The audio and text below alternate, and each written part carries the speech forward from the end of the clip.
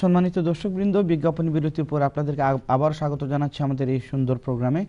আর আমাদের এই প্রোগ্রামটা সুন্দর কারণ আপনারা দেখছেন এবং আপনারা পার্টিসিপেট করছেন, এই জন্যই। ব্যারিস্টার সাহেব, আমরা কথা লম্বা করব না, আমরা সরাসরি কলার দিকে চলে যাচ্ছি। দেখি কে আছেন এখন লাইনে। আসসালামু আলাইকুম কলার। হ্যালো। আসসালামু আলাইকুম বোন। জি, ওয়ালাইকুম সালাম। ব্যারিস্টার সাহেবকে আসসালামু আলাইকুম। আমার নাম হচ্ছে শামিমা। আমি 2014 থেকে এখানে আছি। আমি এবং আমার হাজবেন্ড দুজনেই 2014-এ বাংলাদেশের সিটিজেন হিসেবে এখানে আসি।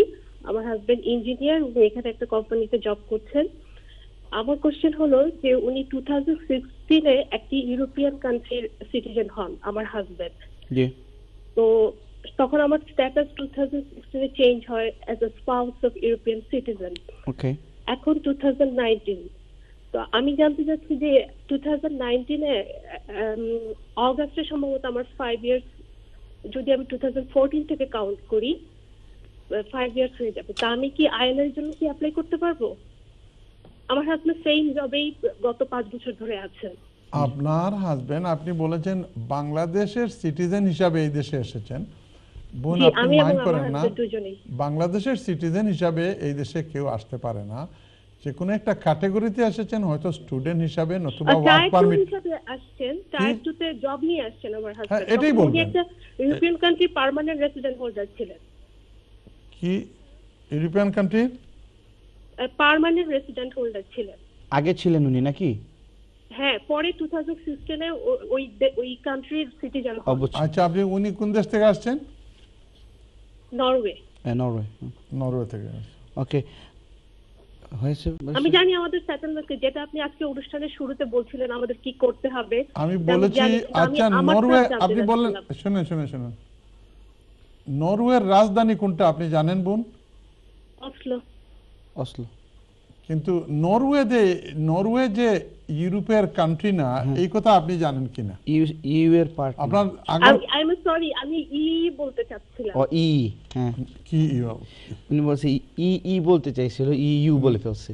না না, বললেও তো আপনার কথা আর কাজে মিল খাচ্ছে না। তো আপনি বললেন ইউরোপিয়ান দেশের নাগরিক হয়েছেন, তারপরে বললেন আপনার হাজবেন্ড নরওয়ের নাগরিক হয়েছেন। নরওয়ে তো ইউরোপিয়ানের যে 27-28টা দেশ, এর মধ্যে কোনো দেশ না। তাইলে নরওয়ের উনি যদি ন্যাশনাল হনও, তাইলে তো ইউরোপিয়ান ন্যাশনাল হইলেন না, আপনি অন্য কোনো দেশে। না, আমি আসলে আপনার শুরুতে এটার সাথে আমি আসলে সরি গোজামিল করে ফেলছি। আমার কোশ্চেন ছিল আসলে এটা যে আমি বাংলাদেশ সিটিজেন হিসেবে এসেছি, পরে আমার স্ট্যাটাস চেঞ্জ হয়, এই 5 বছর হয়ে যাবে এই বছর, আমি কি আসলে অ্যাপ্লাই করতে পারবো? আমি আসলে এটা নিয়ে একটু টেন্স ছিলাম, আমি আসলে গোজামিল করে ফেলছি বিষয়টা। না না, আপনি খুব বুঝে শুনেই বলছেন। আপনি বলছেন আপনার হাজবেন্ড এসেছেন এই দেশে টিয়ার টুর কন্ট্রাক্ট নিয়ে, এমপ্লয়মেন্টের নিয়ে আপনি এই দেশে এসেছেন, কিন্তু 1 বছর আসার পরে উনি ইউরোপিয়ান দেশের নাগরিক হয়ে গেছেন। ওই দেশটা কোনটা? নরওয়ে।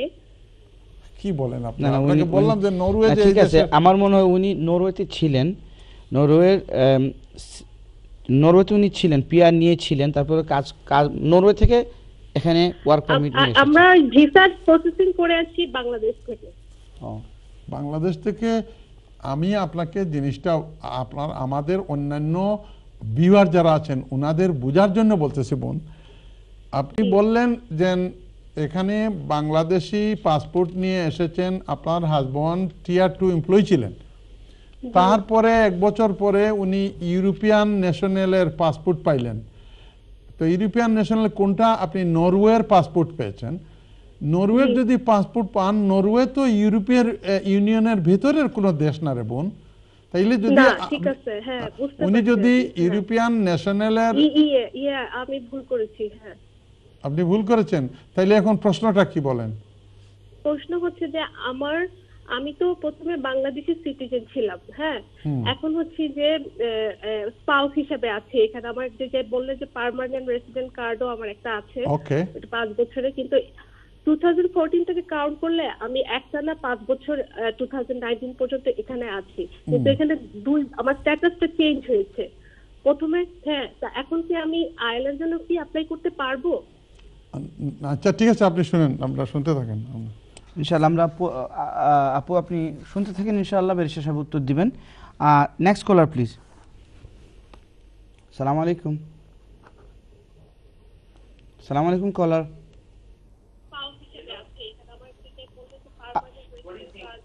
আপু আপনার কথা আমরা একেবারে শুনতে পাচ্ছি না, আপনি দয়া করে টিভির ভলিউমটা একেবারে মিউট করে দিবেন। এটা আগের এটা রিপিট হচ্ছে। আপনারা পরবর্তী কলে আমরা যাই এখন। হ্যাঁ, আসসালামু আলাইকুম। জি আসসালামু আলাইকুম ভাই, আপনার নামটা বলেন, কোন জায়গা থেকে ফোন করেছেন? আমার নাম আতিকুর রহমান, আমি লন্ডন থেকে ফোন করছি। জি আতিকুর রহমান ভাই লন্ডন থেকে, প্রশ্নটা হোক ভাই। জি আমার প্রশ্নটা আমি শর্টকাট কইরাম। জি যে আমি হোম অফিস, আমার একটা কেস আছে সাইলাম। জি যে তো আমি ম্যারিড, আমি আমার একটা বাচ্চা আছে 7 মাস বয়স। জি তো বাচ্চার আমি জন্মার পরে ব্রিটিশ পাসপোর্টটা, ব্রিটিশ বার্থ সার্টিফিকেট যেটা, এটা আমি হোম অফিস আমি দিছি পাঠাইয়া। জি পাঠানোর পরে আমি ব্রিটিশ পাসপোর্টও বাচ্চার বানাই লই গেছে। জি সো আমার দিস মানডে আমি হোম অফিস থেকে একটা লেটার পাইছি। তারা আমার লেটার দিছে বাচ্চার আমার বায়োমেট্রিক ফিঙ্গার দেওয়ার লাগে। তোমার বাচ্চা তো ব্রিটিশ, বাচ্চার বার্থ সার্টিফিকেট তারা দিছি, আমি পাসপোর্টও বানাই লই গেছে। বাট এখন বুঝলাম না তারা বাচ্চার বায়োমেট্রিক দেওয়ার লাগে কেটার লাগে সিডিটা দিল আমারে। আপনি মনে হয়, আমি মনে করি আর আপনি একটা ভুল কররা আতিকুর রহমান ভাই। খোকা বাচ্চার বায়োমেট্রিকও লাগে কইছে না, তারা কইছে বাচ্চার ডিএনএ দেওয়ার লাগে, ডিএনএ রিপোর্ট দেওয়া লাগে। জি না, এখানে লেখা পোস্ট অফিস গিয়া বায়োমেট্রিক ফিঙ্গার দেওয়ার লাগে বাচ্চার। জি হয়। আপনার কেস, অ্যাসাইলাম কেস কোনো লয়ারে ডিল করা না ইস্ট লন্ডন, আর আপনি লন্ডনতে ফোন করছেন? যে না, বর্তমানে এখন লয়ার নাই আগে আমার বর্তমানে। আর আমি আর কই আমি আপনারে, আর সিটি মাঝে লেখা যে হুন্ডানি জি হুনরাম জি হোক। সিটির মাঝে লেখা রিগার্ডিং যা দিছে আমার বাচ্চার নাম তালহা রহমান, আর রেসপন্সিবিলিটি এডাল্ট দিছে আমার নাম। কইতে তো হোক ভাই। যে তো ওখানে আমি বুঝলাম না কিতার লাগে আমার বাচ্চার বায়োমেট্রিক ফিঙ্গার স্যার। আপনি সিটি পড়াত লাগিয়া আদা খান পড়লা, নেক্সট সেন্টেন্স পড়কা। সিটির মাঝে লেখছে তারা রিগার্ডিং অ্যাপ্লিকেট। জি আপনি সিটিটা পড়তে তা হোক। সিটি মাঝে লেখা রিগার্ডিং অ্যাপ্লিকেট তালহা রহমান, আর রেসপন্সিবিলিটি এডাল্ট আমার নাম দিছে আতিকুর রহমান। আর দেখছে গিয়া আমি অ্যাসাইলাম শিকার, দেন আমার বাচ্চাও অ্যাসাইলাম শিকার। এর কারণে বড় ভাই সিটিটা তো ইংরেজিতে লেখা নাইনি, আপনি ইংরেজিতে পড়োকা। আমি একটা সময় লাগবে সিটিটা আমি পড়াত লাগি। আপনি he won't be able to read the letter. if it is যদি লম্বা সিটিও আসলে আমরা তো অনিয়ার অত লম্বা সিটিও নিতে পারতাম না ভাই আপনার। No, it's not only that. আমি একটু খালি কইরা আপনারে। হ্যালো জি আমি একটু খালি কইরা, এখানে লেখছে সিটির মাঝে। আপনি শুনতে থাকেন, আমরা নেক্সট বড় ভাই আপনি আসলে আমরা অনেক কলার তো লাইনে নাইনি, আপনি ইনশাআল্লাহ শুনতে তা হোক, ব্যারিস্টার সাহেব উত্তর দিবা। উত্তর দিবা। Caller number, we have got caller number 6, so we need to go back to caller number 4 inshallah. আমরা রায়ান ভাই লন্ডন থেকে, আইরিশ রেসিডেন্স কার্ড হোল্ডার। হ্যাঁ রায়ান ভাই, আপনি এখন বাংলাদেশি মানুষ, আয়ারল্যান্ড আসলা, আয়ারল্যান্ডের একটা রেসিডেন্ট কার্ড আছে, ও কার্ডের সুবাদে আপনি আইসেন লন্ডন। লন্ডন আইয়া আপনি শাদি করছেন এক ব্রিটিশ মহিলারে, ব্রিটিশ পাসপোর্টধারী মহিলারে। বাচ্চা দুইটা হইছে, বাচ্চা হওয়ার বাদে আপনি অ্যাপ্লাই করছেন ডেরিভেটিভ রাইটর লাগি। ডেরিভেটিভ রাইট যে জিনিসটা সকল লয়ার হলেও একটা বুঝা বাক্কা কঠিন। আমার প্রেজেন্টার বাইয়ে কইরা দেন, আমি তো একটা জীবনে কোনোদিন হুঞ্চি করি মনে হয় না।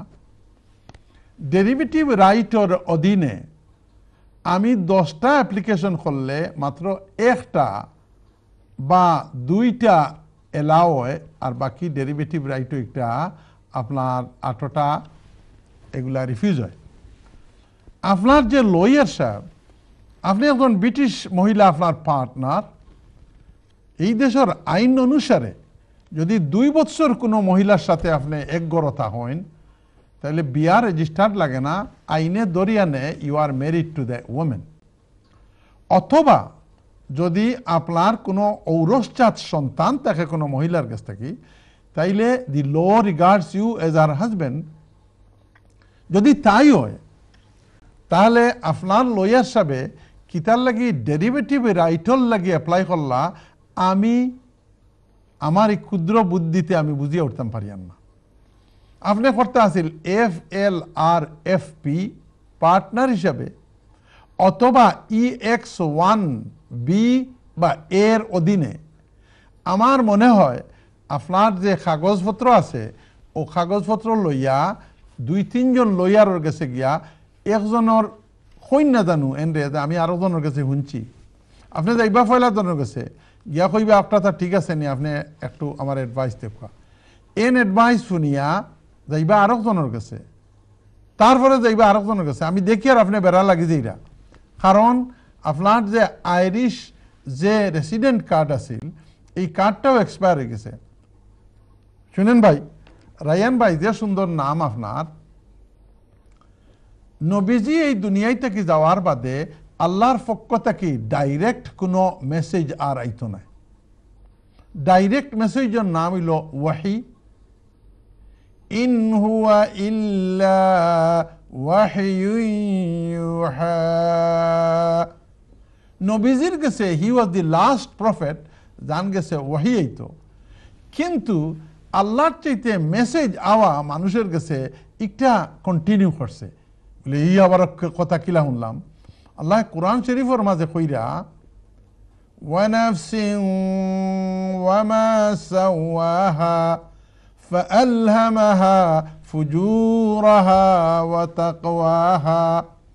আল্লাহর কাছ থেকে মেসেজ যায় মানুষের হৃদয়ের সাথে, মানুষের মনের লগে আল্লাহর সম্পর্ক আছে। আপনি 3 জন লয়ারের কাছে যাইবা, যাওয়ার পরে আপনার মনে কইব ও বেটার কাছে গেলে কাম হইব না ও বেটির কাছে গেলে কাম হইব। দিস ইজ কল ওয়াহি and this is call Ilham. আপনার যে আমি দেখি আর আপনি বেড়া লাগি যাইরা, গো টু 1, 2, 3 লয়ারের কাছে গিয়া আপনার ইনস্টিংক্টে জান গেছে কয় এন গেছে পয়সা 2টা বেশি দিয়া আপনার কেসটা করাইন জানু আউগাইন জানু না। দেখি আর বর্তমানে আপনি আইসেন ইউরোপ থাকি বেড়া লাগি যাই রাখি আপনি, সরি ভাই বয় দেখাইয়েন না, go and have further advice. Thank you. জি ইনশাআল্লাহ। সিস্টার শামিমা। এখন আসি আমাদের এক বোন শামিমা। শামিমা আমার এক ছোট বোনের নাম। শামিমা, আপনি ফোন করেছেন কোন জায়গা থেকে? শামিমা বোন ফোন করেছেন, আপনি বলতেছেন যে আপনি এসেছিলেন 2014 সালে। 2014 সালে এসেছিলেন, আপনার হাজবেন্ড তখন ছিলেন টিয়ার 2 এমপ্লয়ি, টিয়ার 2 এমপ্লয়মেন্ট নিয়ে এসেছিলেন। এখানে আসার পরে আপনি আপনার হাজবেন্ড নরওয়ের সিটিজেন হয়ে গেছেন। সরি বোন, আপনার সাথে অকওয়ার্ড হওয়ার জন্য আমরা এই আর্গুমেন্ট করি নাই, শুধুমাত্র জানার জন্য আপনি নরওয়ে বলেছিলেন।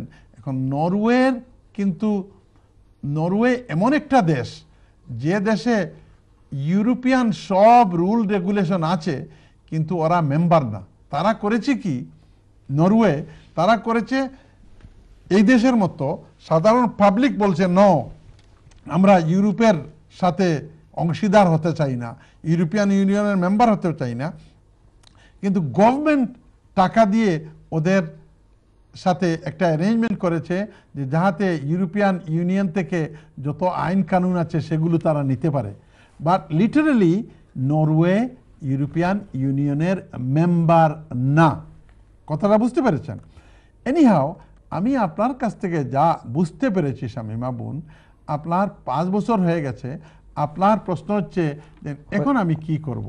আমি at the beginning of today's program, আজকের প্রোগ্রামের প্রথমে আমি বলে দিয়েছি যে যদি ইউরোপিয়ান কানেক্টেড কেউ হন, আমি ধরলাম আপনার হাজবেন্ড আপনি নরওয়ে বলতে আরও কোন দেশ, হয়তো নেদারল্যান্ডেরও হতে পারেন।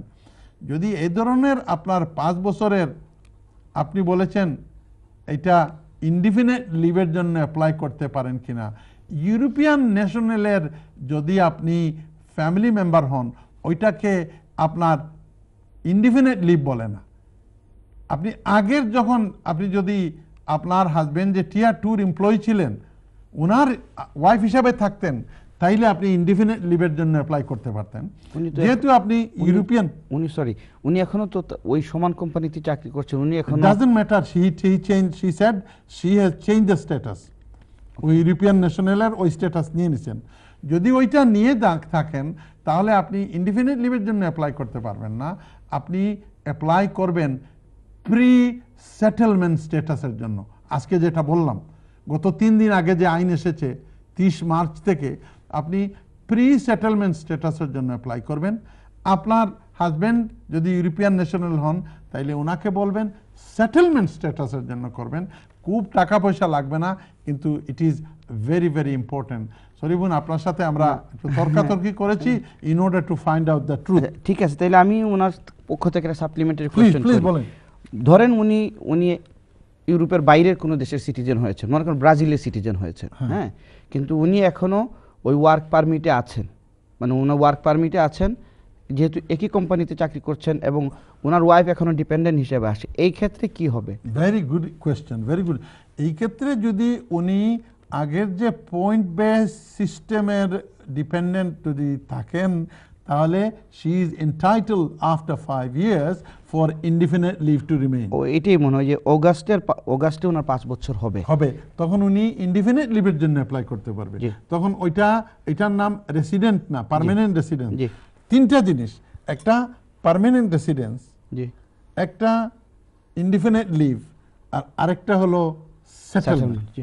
আশা করি আমার সিস্টার শামীমা, আমি বিশ্বাস করি যে আমরা যেহেতু 2 দিক থেকে আপনার প্রশ্নটা আমরা কভার করে ফেলেছি, আপনি যে কোনো একটা ক্যাটাগরিতে পড়বেনই ইনশাআল্লাহ। আমরা ব্যারিস্টার সাহেব একটা বিজ্ঞাপন বিরতিতে আমরা যাব, তারপরে ইনশাআল্লাহ এসে আমাদের আতিকুর রহমান ভাইয়ের প্রশ্ন দিয়ে আমরা উত্তর শুরু করবেন, কিন্তু তার আগে আমরা আরও 2টো প্রশ্ন নিব ইনশাআল্লাহ। দেখা হবে একটুক্ষণ পরে ইনশাআল্লাহ। ভালো থাকবেন, সাথেই থাকবেন। আসসালামু আলাইকুম ওয়া রাহমাতুল্লাহি ওয়া বারাকাতুহু।